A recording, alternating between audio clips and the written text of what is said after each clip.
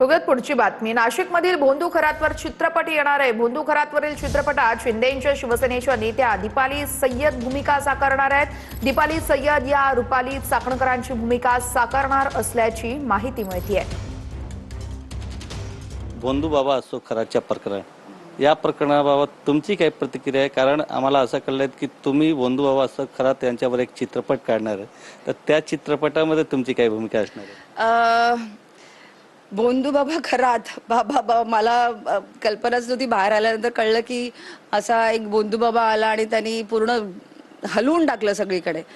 So नक्कीच चित्रपट मी काढत नाहीये, चित्रपट कोणी दुसरं काढतायत, प्रोड्युसर मी नाहीये, पण मी कलाकार म्हणून त्या चित्रपटात मी तुम्हाला दिसणार आहे आणि लवकरच ते तुमच्या समोर येणार आहे। रुपाली ताईंबरोबर जे काही झालं असेल ते इतके वर्षापासून आहे आणि त्यांनी ती जी गोष्ट कशा पद्धतीने हँडल केली तेही आहे। व्हिडिओ जर्नलिस्ट नरसिंगसह गोविंद ठाकूर, TV9 मराठी।